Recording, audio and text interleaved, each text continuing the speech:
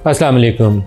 America में आज Trump और नेतन्याहू के माबैन मुलाकात होगी और ये मुलाकात काफ़ी अहमियत की हामिल इस तरीके से है कि जो गज़ा में जंग बंदी की बात की जा रही है उसका ज़्यादा इन्हिसार इस बात के ऊपर है कि ट्रंप कितना दबाव डालते हैं नेतन्याहू के ऊपर।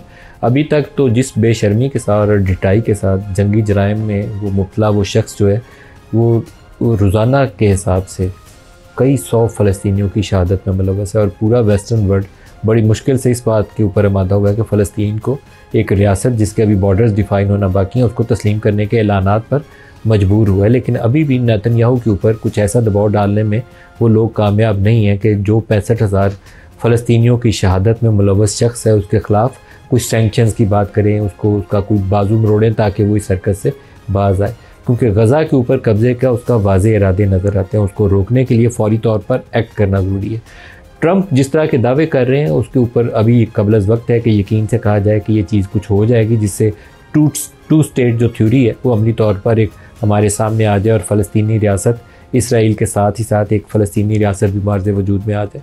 कुछ ऐसी रियासत बने जिसका गज़ा उसके पास ना हो, वेस्ट बैंक पे कंट्रोल ना हो, या उसकी अपनी सिक्योरिटी ना हो, या बैतुल मक़दस जो मुसलमानों के दिल के बहुत करीब है उसके ऊपर उसका कंट्रोल ना हो और फ़लस्तीनी जो है वहाँ आज़ादी के साथ अपने मजहबी फ़राइज़ की अदायगी के लिए जा ना सकें, या इसराइली फोर्सेस जिस तरीके से अभी दंदनाती फिरती हैं वैसे ही दंदनाती रहें।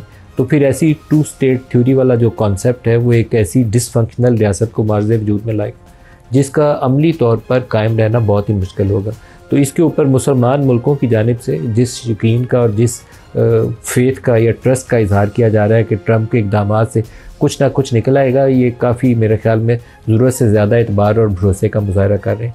पाकिस्तानी वज़ीर-ए-आज़म और army chief field marshal Asim Munir, इनकी जो ट्रंप से मुलाकात हुई उस मुलाकात को भी काफ़ी अहमियत दी जा रही है। मुलाकात को अहमियत इसलिए दी जा रही है कि एक तो रिसेंट मंथ्स के अंदर आर्मी चीफ की तो कम से कम ये तीसरा वाशिंगटन का विज़िट है। एक ट्रंप के साथ उन्होंने लंच किया, फिर एक उनका वो मिलिट्री का इवेंट था उसके अंदर पार्टिसिपेट किया जहाँ उनके सीनियर मिलिट्री ऑफिशियल्स के साथ उनकी मुलाकातें हुई, सेंटकॉम चीफ मौजूद थे। फिर अब ये दोबारा मुलाकात है जहाँ प्राइम मिनिस्टर भी हैं और दोबारा फील्ड मार्शल भी हैं, और जो आपस में चीज़ें एक्सचेंज हो रही हैं उसी मुलाकात के अंदर, उसके अंदर एक वो ट्रे सी नज़र आती है जिसके अंदर मुख्तलिफ मेटल्स पड़ी हुई हैं, और सोशल मीडिया पोस्ट सजेस्ट करती हैं कि ये एक सैंपल है उन रेयर अर्थ्स का जो पाकिस्तानी इलाकों से पैदा की जा सकती हैं अगर कुछ इन्वेस्टमेंट खातिर खा की जाए। जैसे रेकोडिक के ऊपर कहा जाता है कि वो कॉपर की बहुत बड़ी दुनिया के जो लार्जेस्ट रिजर्व्स हैं उनमें से एक है। इसी तरीके से जब आप कॉपर को माइन करेंगे तो कॉपर के साथ वहाँ बहुत सी रेयर अर्थ्स भी निकलती हैं जो अमेरिका को बहुत ज़्यादा उसको ज़रूरत है। मुख्तलिफ आपकी जो इलेक्ट्रॉनिक्स है उसमें भी यूज़ होती हैं, सेल फोन में यूज़ होती हैं, और डिफेंस के अंदर उनका इस्तेमाल बहुत ज़्यादा है। जितनी ऑटोनमस व्हीकल्स हैं उनके अंदर कॉपर का भी इस्तेमाल है और रेयर अर्थ्स का भी यूज़ है।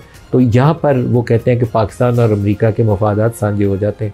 फिर इसी तरीके से बाग्राम एयर बेस के हवाले से जो अमेरिका का ताज़ा तरीन बयानिया है उसमें पाकिस्तान का रोल आ जाता है। पाकिस्तान और सऊदी अरब का जो डिफेंस पैक्ट है वो बहुत सिग्निफिकेंट है, और इस तमाम कॉन्टेक्स्ट में जहाँ मिडल ईस्ट को डिस्कस कर रहे हैं तो इसके ऊपर तो आंख बंद करके वेस्ट बैठेगा ही नहीं, ना अमेरिका बैठेगा। तो आज के प्रोग्राम में इन तीनों चारों इश्यूज़ को लेंगे। पाकिस्तान कहाँ स्टैंड करता है, आने वाले दिनों में हमारा रोल क्या होगा, और हमें किस तरीके से इन चीज़ों को लेकर आगे बढ़ना है। इस्लामाबाद स्टूडियोज़ में हमारे बैरिस्टर उमैर न्याजी साहब खुश आमदीद कहते हैं प्रोग्राम में। आबिद शेर अली साहब पाकिस्तान मुस्लिम लीग नवाज़ के सीनियर रहनुमा हमारे साथ हैं। आबिद साहब आपको भी खुश आमदीद कहते हैं। और सरदार मसूद खान पाकिस्तान के साबिक सफीर और साबिक सदर आज़ाद कश्मीर हमारे साथ हैं। सरदार मसूद साहब आपको खुश आमदीद भी कहूँगा, और सबसे पहले इसी नुक्ते से स्टार्ट करते हैं कि जो पॉसिबल सोल्यूशन है फ़लस्तीन का वो क्या है, क्या इम्कानात हैं, और मुसलमान मुल्कों ख़ास तौर पर पाकिस्तान का अगर जिक्र किया जाए तो पाकिस्तान का इसके अंदर क्या रोल। बहुत बहुत शुक्रिया इस जामे तारुफ का। और मैं ये कहूँगा कि जो फ़लस्तीन का मसले का हल है या गज़ा में जो जंगबंदी के सिलसिले में जो इक़दाम किए जाने चाहिए उसका नक्शा पहले से जारी कर दिया गया है। ये स्टीव विटकॉफ जो सदर ट्रंप के खुसूसी एलची है मशरक़ वस्ता पे, उन्होंने ये जब 8 सरबराहान हुकूमत इस्लामी सरबराहान हुकूमत ने सदर ट्रंप से मुलाकात की थी तो उसके बाद उन्हें पहले गैर रस्मी तौर पर, और अब जो है वो सर्कुलेट कर रही है उसकी कॉपी। तो अगर वो अहदाफ मुकम्मल हो जाए तो मसला फ़लस्तीन हल की तरफ बढ़ेगा। मिसाल के तौर पर ये फौरी जंगबंदी और मुस्तकिल जंगबंदी। दूसरा ये है कि यरगमालियों का वापस दे देना, जो फ़लस्तीनी कैदी हैं उनका रिहा कर देना। उसके अलावा फ़लस्तीन की रियासत को एक मुक़्तदर रियासत के तौर पर उसकी नक्शा कशी करना, उसकी सरहदें बांधना और उसे इक़्तिदार आला के ट्रैपिंग्स देना, जिसमें एक जॉइंट सिक्योरिटी फ़ोर्स का भी ज़िक्र आ रहा है। और फिर ये कि ये पाबंदी इसराइल के ऊपर कि वो गज़ा के अंदर मुस्तकिल तौर पर कब्ज़ा नहीं करेगा और उसके बाद वहाँ गैर क़ानूनी आबादकारी नहीं करेगा, जैसे कि वो पहले मक़बूज़ा फ़लस्तीन में कर चुका है। तो और उसके बाद सदर ट्रंप ने भी कोई लचक का इशारा दिया है। कल उनसे सवाल पूछा गया कि क्या वो मगरबी किनारे को इसराइल में ज़म होने की इजाज़त देंगे, तो उन्होंने इनकार कर दिया कि मैं इसकी इजाज़त नहीं दूंगा या हम इसकी इजाज़त नहीं देंगे या अमेरिका इसकी इजाज़त नहीं देगा, क्योंकि इसराइल अब मुसर है कि अगर इस किस्म का कोई फार्मूला आजमाने की कोशिश की गई तो वो गज़ा के ऊपर कब्ज़ा करेगा और मगरबी किनारे या मक़बूज़ा फ़लस्तीन को अपनी रियासत के साथ ज़म कर देगा। ये चैलेंजेस मौजूद हैं। इस सिलसिले में मैं ये कहूँगा सर, जो जॉइंट सिक्योरिटी मैकेनिज्म का जिक्र होता है उसमें पाकिस्तान का क्या रोल है? उसमें पाकिस्तान की एक फ़ोर्स शामिल होगी। मैं समझता हूँ कि उसमें एक तो अरब ममालिक होंगे, कुछ खलीजी रियासतें, मिसाल के तौर पर जो सऊदी अरब है, उसके बाद मिस्र, तुर्की, इंडोनेशिया और पाकिस्तान की फ़ोर्सेस शामिल हो सकती हैं। पाकिस्तान इस सिलसिले में सबसे ज़्यादा तजुर्बाकार है। उसमें मशरिक़ वस्ता में उसकी फ़ौजें कहीं ना कहीं सऊदी अरब में, उर्दन में मुतय्यन रही हैं और पीस कीपिंग का इनका लंबा तजुर्बा है। ये सिक्योरिटी फ़ोर्स एक किस्म की undeclared armed forces of the new Palestinian state होंगी। खबरें ये भी गर्दिश कर रही हैं, आपने देख लिया होगा कि टोनी ब्लेयर, साबिक वज़ीर आज़म बरतानिया, उनको आर्जी तौर पर इंटरिम ट्रांजिशनल एडमिनिस्ट्रेशन का इंचार्ज बनाया जाएगा गज़ा में। और इसके मनफी और मुस्बत रद्द अमल आ रहे हैं, मुस्बत इसराइल से और मनफी फ़लस्तीनियों से और पैलेस्टीनियन अथॉरिटी से। तो कहने का मतलब ये है कि आपके पाकिस्तान के रोल का जिक्र किया, तो पाकिस्तान का रोल मरकज़ी इस वजह से बन गया है कि वो सऊदी अरब के साथ दफ़ाई मुआहदे के ज़रिए जुड़ गया है, लिहाजा वो एक स्टेक होल्डर बन गया है मशरिक़ वस्ता में अमन के हवाले से। और दूसरी तरफ जो है, जैसा कि आपने ख़ुद अपने इब्तिदाइये में ज़िक्र किया कि पाकिस्तान और अमेरिका के इस वक्त ताल्लुक़ात बेहतरीन है। पाकिस्तान अमेरिका के ऊपर एतमाद कर रहा है, अमेरिका पाकिस्तान के ऊपर एतमाद कर रहा है।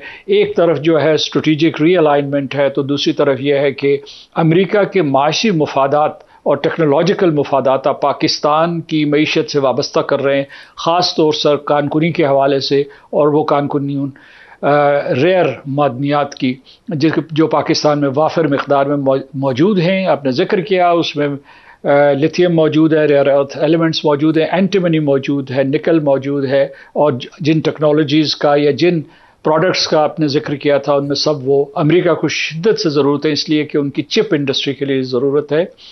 और अब तक जो है वो चीन का इजारा रहा है या किसी हद तक ताइवान का इजारा रहा है इन रेयर अर्थ एलिमेंट्स पे, और अमेरिका उनके ऊपर इन्हिसार करता था कुल्लियतन। अब उन्होंने जो है एक ऑटोनॉमी का रास्ता इख्तियार किया है।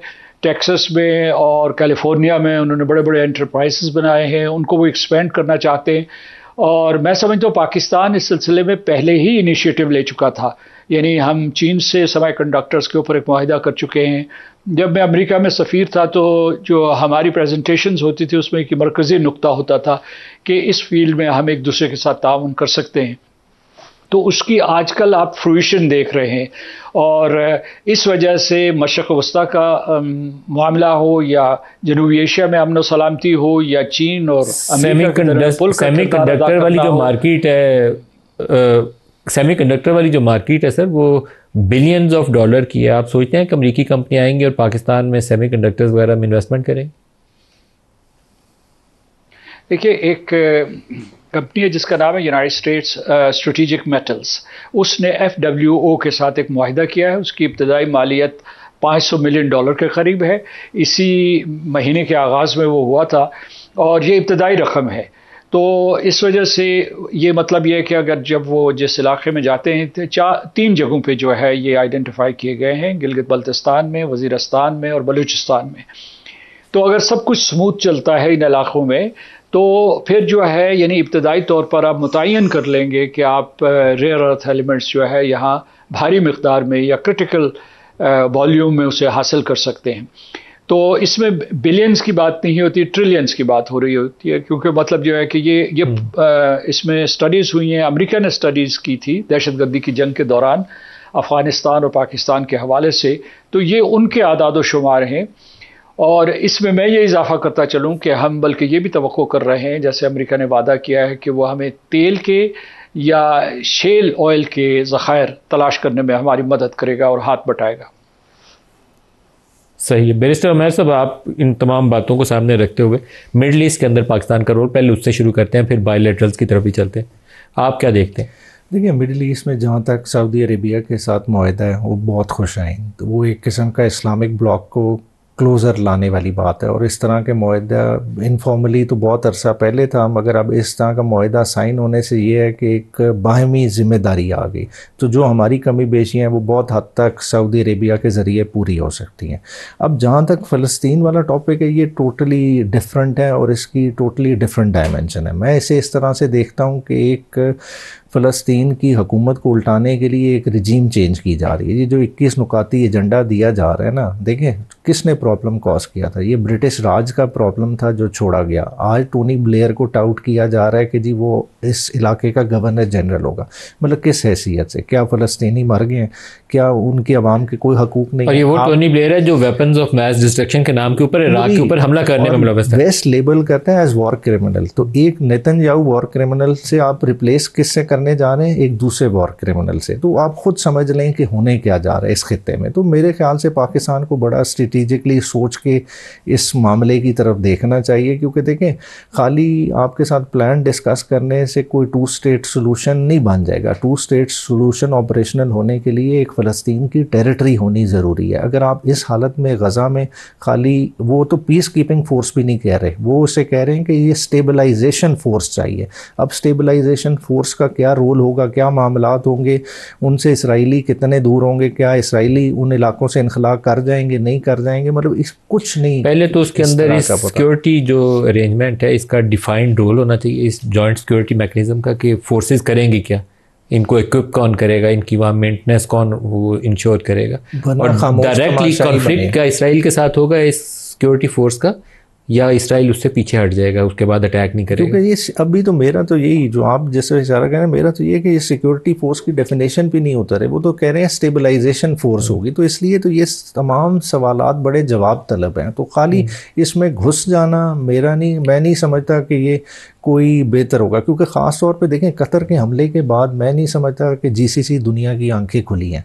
वो अभी भी जो है ना उसी तरह खामोश बैठे हैं। सऊदी अरब के अलावा बाकी रियासतें अभी भी अमेरिका की तरफ देख रही हैं। और आप उनकी फोर्स भी बना के बिठा दें, बात है कि ज़ायनिज़्म के फैलने को आप किस तरह से रोकेंगे? मसला खाली फ़लस्तीन की हद तक नहीं है। फ़लस्तीन की रियासत ना उन्होंने बनने दी, ना अब भी वो बनने देंगे। वो एंड तक टूथ एंड नेल उसको रेजिस्ट करेंगे। बात यह है कि इस मुसीबत को, इस शर को बाहर फैलने से किस तरह से रोक सकते हैं। वो रुकेगा उसी सूरत में जो पाकिस्तान और सऊदी अरेबिया ने मुआहदा साइन किया है। उस मुआहदे में और भी ममालिक को घुसना चाहिए और इन्हें अपनी बाउंड्रीज़ वाज़े कर लेनी चाहिए कि इस मुसीबत को हमने कंटेन किस तरह से करना है। आबिद साहब, आप कैसे देखते हैं मिडल ईस्ट की नई सिचुएशन और पाकिस्तान और सऊदी अरब का दिफाई मुआहदा, और अब मिडल ईस्ट की एक सिचुएशन फ़लस्तीन के हवाले से, उसमें पाकिस्तान का बढ़ता हुआ रोल? बहुत शुक्रिया मौलाना साहब। इसमें कोई दो राह नहीं है कि पिछले कई बरसों से लाखों लोगों को, बेगुनाह लोगों को फ़लस्तीन के अंदर शहीद किया गया। ये आज का वाक़या नहीं है, लेकिन ये अभी जो पिछले 3-4 सालों से एग्रेशन बढ़ता जा रहा है और बहुत सारे लाखों लोग, बच्चे, बूढ़े, नौजवान जिसमें शहीद किए गए, नस्ल कशी की गई, जंग बंदी भी हुई, उसके बावजूद इज़राइल ने अपना एग्रेशन जारी रखा और पैलेस्टाइन को एक उन्होंने स्लॉटर हाउस बना दिया और बम्बार्डमेंट इतनी की कि नस्लों की नस्लें वहाँ पे तबाह की, छोटे छोटे बच्चों को शहीद किया गया, हॉस्पिटल्स के अंदर बम्बार्डमेंट की गई। जो बहुत बड़े ह्यूमन राइट्स के बादशाह हैं उनकी भी ज़बानबंदी रही। जब ये आग बढ़ती गई, अब ये इज़राइल एग्रेशन दूसरे अरब कंट्रीज़ में भी चला गया। जैसे उन्होंने रिसेंटली कतर के अंदर हमला किया। उसके बाद आपने वो स्टेटमेंट जो डोनाल्ड ट्रंप की नहीं सुनी, जिसमें उसने कहा था कि जी अगर हम 2 हफ्ते के लिए इनसे हाथ उठा ले तो इनकी बादशाहत गिर जाएगी। ये बड़ी मैं समझता हूँ ख़तरनाक किस्म की स्टेटमेंट है। और अमेरिका के स्टेक्स हैं काफ़ी इज़राइल के अंदर, वो कभी भी उनको तनहा नहीं छोड़ सकते। और कभी यारो ये अहम को कि जन्नत में रहने वाली बात है अगर आप ऐसे सोचेंगे कि अमेरिका फुल फ्लैज एक मुस्लिम रियासत की जो फ़लस्तीन है, ख़ुद मुख्तार फ़लस्तीन, उसके लिए कभी भी वो एफ़र्ट्स नहीं करेगा। उसमें वो ऐसी गुमगू की एक सिचुएशन पैदा करेगा जिस पे वो तलवार भी लटकाएगा और उनको एक आज़ादी भी नहीं देंगे। और वो एक ऐसी माजगा बनी रहेगी जो हमेशा एक मैं समझता हूँ कि जंगी सूरत-ए-हाल पैदा करेगी। अरब कंट्री के अंदर भी ऑलमोस्ट हर जगह पे अमेरिका के डेरे हैं, उन्होंने शेल्टर दिया हुआ है, अपनी वो सर्विसेज देते हैं।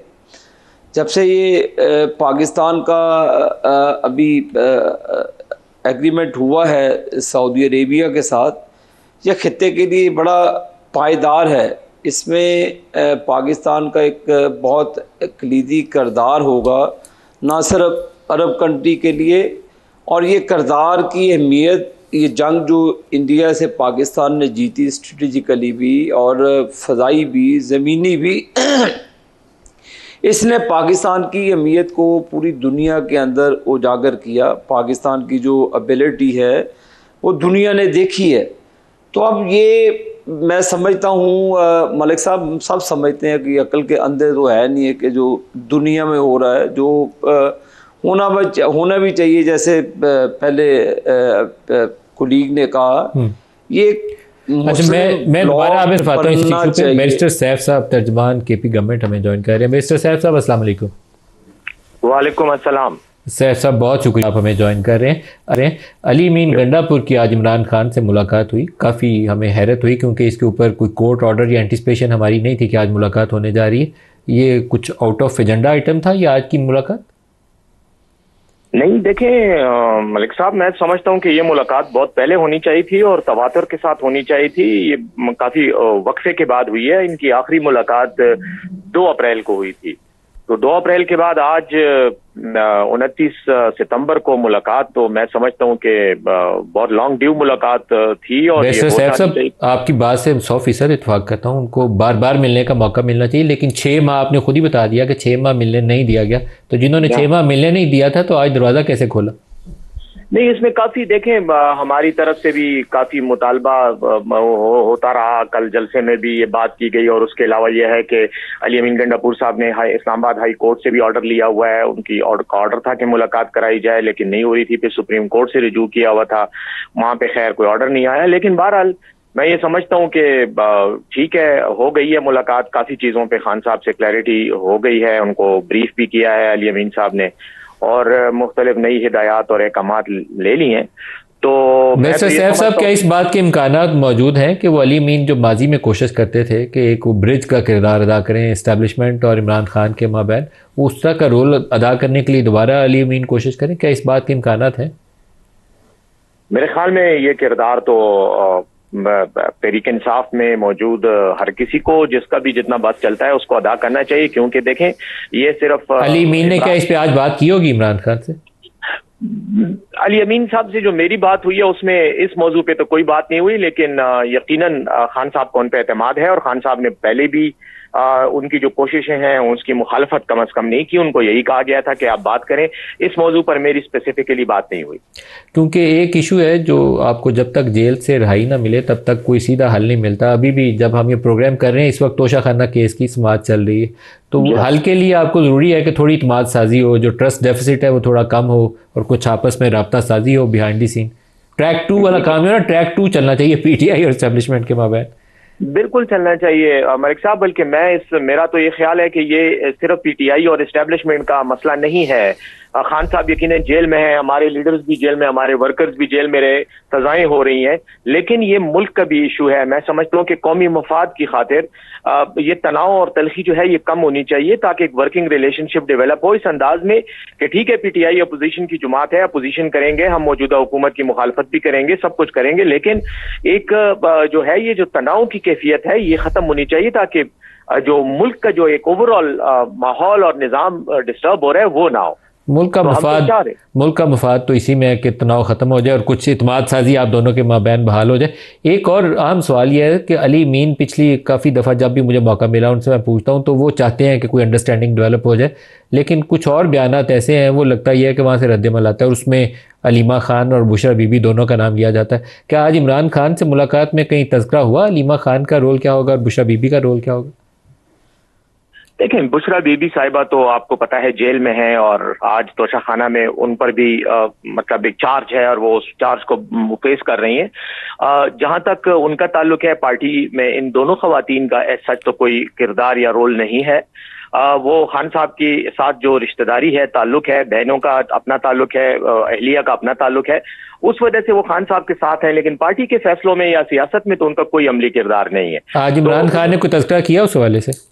नहीं, कोई खास बात नहीं हुई। वो इमरान खान साहब से जो अली अमीन साहब की बात हुई है बेसिकली दहशतगर्दी और जो अमन अमान की सूरत हाल है, खासतौर पे केपी में अफगानिस्तान के साथ जो हमारे इश्यूज हैं और हमारी जो डिमांड है कि हमें वहां पे लोगों को ले जाने का, वफद ले जाने की इजाजत दी जाए वफाकी हुकूमत से, उस पर बात हुई और दीगर जो हमारे अपने एडमिनिस्ट्रेटिव मसाइल हैं, इशूज हैं, उनके हवाले से बात हुई है। ये पार्टी तनाज़ात पर इतनी बात हुई है कि कुछ ये जो प्रोपेगेंडा सोशल मीडिया पे हो रहा है, खान साहब ने इस पर भी काफी मतलब नाराजगी का इजहार किया कि ये नहीं होना चाहिए क्योंकि इससे पार्टी का एक इंप्रेशन भी खराब हो रहा है। और कौन सा प्रोपेगेंडा सर? ये जो सोशल मीडिया पे आगे पीछे जो बातें होती हैं, कौन सी जो जिसको आपने अभी उठाया और आप उठाने की कोशिश भी कर रहे हैं, मेरे मुंह से कोई जवाब भी लेने की कोशिश कर रहे हैं, ये अलीमा खान वाली बात है। मैं यही बात करना चाह रहा हूँ, आपके सवाल को आसान कर रहा हूँ। तो इन इश्यूज पर उन्होंने कहा कि इस तरह की कोई बात नहीं होनी चाहिए पार्टी के हवाले से, किसी लीडर के हवाले से, और खासतौर पर वो लोग जो यूरोप में या अमेरिका में बैठ के पाकिस्तान के खिलाफ या पार्टी के हवाले से इस तरह के बयानात देते हैं जिससे तासुर मिलता है कि शायद ये पार्टी इनको सपोर्ट कर रही है। इन चीजों के बारे में भी बात हुई और खान साहब ने सख्ती से कहा कि इन चीजों का सदेबाब होना चाहिए। इमरान खान ने अली मीन गंडापुर पे अपना इत्मीनान बरकरार रखा है, क्योंकि बाज़ बयानात माजी में हमें ऐसे भी मिले कि लगता था कि वो नो ट्रस्ट हो गया, क्योंकि ऐसी सिचुएशन तो नहीं है? नहीं, ऐसी कोई बात नहीं है। देखें, आज मुलाकात भी हुई है और उन्होंने इंस्ट्रक्शंस भी दी हैं और 3 दिन पहले मेरी मुलाकात हुई थी, मुझे भी उन्होंने वजीर आला ही के लिए हिदायत दी। तो अगर एतमाद ना होता तो शायद वो उनसे बात भी ना करते, मुलाकात भी ना करते और शायद इस माहौल में बातचीत भी ना होती। तो बिल्कुल एतमाद है मुकम्मल तौर पे 100% और वही इंशाल्लाह बैरिस्टर साहब जब मामला चलाएंगे। आप भी बैरिस्टर साहब जब आप मिलते हैं इमरान खान से और अली मीन भी मिलते हैं तो आई एम श्योर कि आप दोनों सुलह जो आदमी आप चाहते होंगे कि कोई रास्ता निकला है बातचीत से, सेटलमेंट का, तो वो चीज़ आगे क्यों नहीं बढ़ पाती? देखें, अब इसमें जहां तक एस्टैब्लिशमेंट का या ये जो उनके केसेस के तनाजुर में ओवरऑल एक टेंशन है या तनाज़ा है, वो आगे बढ़ने में उसमें रुकावटें भी तो बहुत है ना। देखें, इस वक्त जो आपकी मरकजी हुकूमत है, क्या वो ये चाहेंगे कि पीटीआई को जो है दोबारा से सियासी काम करने की आज़ादी मिले? इनकी तो हुकूमत में दिन इसी तरह से गुजर रहे हैं कि हमारे खिलाफ जो है एक माहौल बना रहे और हमारे ऊपर ये जो जबर की फिजा है वो तो कभी नहीं चाहेंगे, लेकिन आपके ख्याल में क्या यही रुकावट है या इसके अलावा कोई रुकावट है? मैं यही बात कर रहा हूँ ना, मैंने एक रुकावट की बात की, इसके अलावा यकीनन जो है जो लोग जिनके साथ तनाज़ा है या इशू है उनके अपने भी इशूज हैं, वो भी अपनी मतलब इतनी जल्दी, अब अगर एक प्रॉब्लम है और पिछले 3-4 साल से चल रहा है तो वो एक दिन में तो रिजॉल्व नहीं होता, लेकिन 30 मील ग्रेजुअली हम बतदरीज हम जो है हम समझ रहे हैं और हमारा यकीन है कि ये जो गलतफहमियां हैं और आपस में एक दूसरे के साथ थोड़ी बहुत जो है तनाज़ा या तलखी की कैफियत है, ये इंशाल्लाह करीब खत्म हो जाएगी। इस सिलसिले में पॉजिटिव मुस्बत किस्म की कोशिशें चल रही हैं। कोशिशों की वजाहत कर सकते हैं, कौन सी कोशिशें हो रही हैं अभी? ये जो मैं और आप बात कर रहे हैं और मैं इतने पोलाइट अंदाज में ये कह रहा हूँ कि और अच्छे अंदाज में कह रहा हूँ, कोई तल्ख अल्फाज इस्तेमाल नहीं कर रहा, चाहता हूँ कि मुल्क का माहौल ठीक हो, ये दूसरी कोशिशों का हिस्सा है। इस तरह की और भी बड़ी कोशिशें चल रही। बैरिस्टर सैफ साहब बहुत शुक्रिया, आपने हमें ज्वाइन किया है। जी ब्रेक ले लें, हमारे साथ रहिए।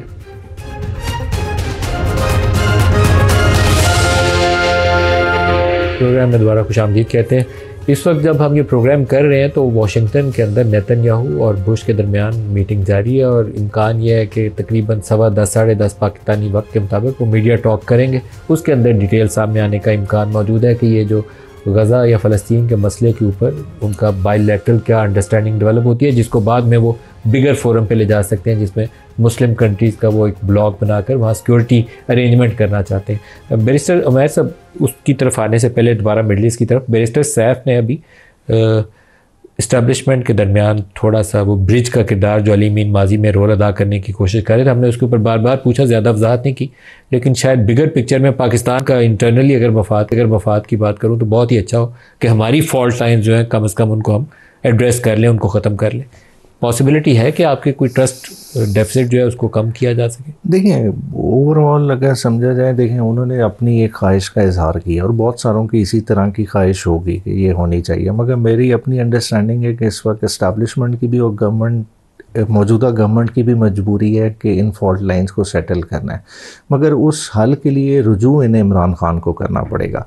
मैं समझता हूँ कि अब वो मीडिएटर वाले रोल से चीज़ें निकल गई हैं, क्योंकि जब देखें एक इमरान खान जब ट्वीट करते हैं, स्पेसिफिकली नाम ले के कहते हैं कि ये लोग अब किसी से रब्ता नहीं करेंगे, अगर किसी ने रब्ता करना है तो वो मेरे से आके बात करे, तो मैं समझता हूँ कि अब बॉल इन अली अमीन के कोर्ट के हद तक तो निकल चुकी है।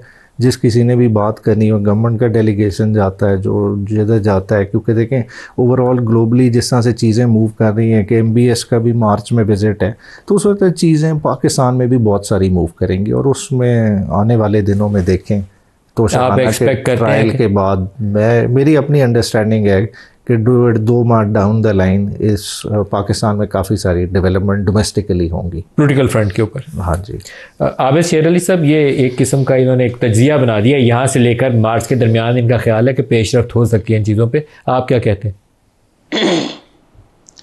देखें मलिक साहब, पेशरफ्त तो पहले भी हमने इनको ऑफ़र की थी, प्राइम मिनिस्टर साहब ने भी इनको, जब ये इंडिया के ख़िलाफ़ जंग हुई, on the floor of the house PM साहब ने हाथ बढ़ाए कि आए बैठ के पार्लियामान के अंदर खुशगवार माहौल में बात करें। फिर कोई बयानात, कोई नेगेटिव बयानात आ जाते हैं इमरान खान साहब की तरफ से, कुछ उनकी ऑडियो लीक्स हो जाती हैं, कुछ और भी मामला बन जाते हैं जिसमें वो जो अल्फाज का चुनाव हुआ वो बहुत सख्त रखते हैं हमारे फील्ड मार्शल जनाब उनके ख़िलाफ़। तो ये फिर जब आप अपने रवैयों को चेंज भी करते हैं, फिर माफ़ी भी मांगते हैं, तो आप अपनी पार्लियामान में जो आपकी तादाद है 90-92 सीटें हैं मलिक साहब, आप उनको यूज़फुल बनाएं। उस प्लेटफॉर्म के ज़रिए आप पार्लियामान के अंदर बैठ के डायलॉग करें। डायलॉग तो पार्लियामान के अंदर होते हैं, पार्लियामानी पार्टी इनकी मौजूद है, तो ये किस तरह के डायलॉग हैं कि जी जाके इमरान खान ये कह देते जी कि अब इमरान खान के बगैर पाकिस्तान नहीं चलेगा। पता नहीं जो भी उनके मंतक है, मैं इस डिटेल में नहीं जाना चाहता। अच्छी बात है, दे रहा है, दुरुस्त है, लेकिन इसका जो फोरम है मलिक साहब वो पार्लियामान है, और पार्लियामान के अंदर इनके PTI के जो एक्टिंग चेयरमैन भी हैं, पूरी इनकी जमात बैठी है। बिल्कुल हमें कोई इतराज़ नहीं है पाकिस्तान की मईशत पे, पाकिस्तान की सिक्योरिटी पे, हर मामलात में हमें कोई इतराज़ नहीं इनसे बात करने का, ना ये होना भी चाहिए। तो जो इस वक्त पाकिस्तान के हालात हैं उनके पेश नज़र हमें सोच समझ के आगे चलना चाहिए। अगर इमरान खान साहब खुद बकौल आपके कभी इस्टेब्लिशमेंट के ऊपर चढ़ दौड़ते हैं, सियासी पार्टियों को तो कुछ जो अल्फाज का चुनाव वो रखते हैं पाकिस्तान मुस्लिम लीग के ख़िलाफ़, पीपल्स पार्टी के ख़िलाफ़, माजी में वो मौलाना फजल रहमान के ख़िलाफ़ बहुत सख्त अल्फाज रखते थे, फिर आखिर उनके साथ उनको बैठना पड़ा। तो मेरा सियासत में तलखी होती रहती है, ये तलखी मुल्क की कॉज के लिए हमें तलखियों को साइडलाइन करना चाहिए। अगर उन्होंने कोई कोताही PTI से सुलह-सुफाई भी हो सकती है सर, कि नहीं हो सकती आबिद साहब? सर सुलह-सुफाई देखें, हमारी मलिक साहब, हमने कौन सा कोई किसी से बैर रखा, हमने कोई नया केस नहीं बनाया PTI के लोगों पर। हमने इनके ये तो 9 मई के केसेस में फंसे हुए हैं, या तो हमने कोई इनके ऊपर मैं अभी बैरिस्टर सैफ की बात सुन रहा था कि जी भाई नून लीग को क्या मसला है, कोई मसला नहीं, हमें क्या मसला है, हमें आपसे मसला होता तो आप सब जेलों के अंदर होते। हमने आपकी पॉलिटिकल एक्टिविटीज नहीं रोकती, लेकिन आप social media Pakistan arm forces के खिलाफ शुरू करते हैं, आप हर चीज़ अब्यूसिव लैंग्वेज आर्म फोर्सेस के खिलाफ, अभी फिर मिलके आगे कहते हैं जी हमारा बाहर वालों से ताल्लुक नहीं है, सारी तो फीडबैक आप देते हैं। इमरान खान का ट्विटर वो हैंडल करते हैं, पूछे हैंडलर कौन है, फिर कौन ट्वीट करता है? इतने सख्त इस्टेब्लिशमेंट के खिलाफ भी करते हैं, फौज के खिलाफ भी करता है, सियासतदानों के खिलाफ भी करते हैं और पाकिस्तान के खिलाफ भी करते हैं। तो मलिक साहब, ताली एक हाथ से नहीं बजती। पाकिस्तान के बेहतर मफाद में इस वक्त हमें पॉलिटिकली अपनी जो टेंशन है उसका टेम्परेचर नीचे लेकर जाना चाहिए और पाकिस्तान की बेहतरी और सलामती के लिए मिल बैठकर एक यकसुई के साथ एक ऐसी पॉलिसी वज़े होनी चाहिए जिस पर तमाम पॉलिटिकल पार्टीज़ की एंडोर्समेंट हो, बैकिंग हो। देखिए कोई भी हुकूमत सर, जितने हमले आजकल फौज के ऊपर हो रहे हैं ना, अफगानिस्तान के रास्ते और उधर बलूचिस्तान वाली साइड पे, दोनों केपी के अंदर भी, केपी के काफी सारे डिस्ट्रिक्ट्स हैं जिसमें शाम के बाद लोग हो रहे हैं, बलूचिस्तान के बेशतर इलाकों पे हमले हो रहे हैं और रोजाना फौज के हमारे बेटे हैं ना, मेरे और आपके आबिद शेर अली साहब बेटे हैं, वो नियाजी साहब के बेटे हैं, वो शहीद हो रहे हैं। और ये ऐसी सूरत हाल है जिसमें हम सारों को यकसू होकर ना एक नुक्ते के ऊपर सारों का इतफाक होना चाहिए। उसमें ना कोई इमरान खान है, ना शहबाज शरीफ है, ना कोई आसिम मुनीर है, पाकिस्तान है यहाँ सबसे पहले और पाकिस्तान के लोग, तो यहाँ आप लोगों को यकसू होना चाहिए। एक स्टेटमेंट है शहबाज शरीफ साहब का आर्मी चीफ के मुतल्लिक, मैं वो आपको सुनाना चाहूँगा, फिर आगे बढ़ाएगा। We are on one page. मैं और फील्ड मार्शल सईद आसिम मुनीर हम हर मामले में मशावरत करते हैं, जो भी कौमी इशू, चाहे वो खारजा पॉलिसी है, ये जंग जो हमने जीती है, चाहे इक्तिसादियात हैं, चाहे IMF है, हर बात पे हम मशावरत करते हैं। अल्हम्दुलिल्लाह we are on one page, मेहनत कर रहे हैं दिन रात। अल्लाह ताला से दुआ है कि यही कोऑर्डिनेशन, यही हमांगी पॉलिटिकल लीडरशिप और इदारों में, मिलिट्री लीडरशिप में अगर आइंदा भी होगी तो पाकिस्तान न सिर्फ माजी के जो नुकसानात है उनका वो नुकसानात ख़त्म हो जाएंगे, बल्कि पाकिस्तान शबाना रोज़ मेहनत के नतीजे में औजे सुरैया पे होगा इंशाअल्लाह। ये जो वन पेज था एक इमरान खान का भी था और वो बड़ा इसका चर्चा किया करते थे जनरल बाजवा के साथ कि वन पेज है। वन पेज पाकिस्तान की खातिर होना चाहिए, किसी और के लिए नहीं होना चाहिए। बैरिस्टर उमैर साहब, पाकिस्तान इस वक्त इस चीज़ का तकाजा करता है कि इत्तेफाक राय हो बड़े लेवल के ऊपर। आप जो बड़े हैं, सियासी जमातों के सरबराहान हैं, इस्टेब्लिशमेंट है, अदारों के सरबराह हैं, आप सारे एक ही नुक्ते के ऊपर यकसू हों कि पाकिस्तान की सिक्योरिटी, पाकिस्तान के लोगों का तहफ़्फ़ुज़।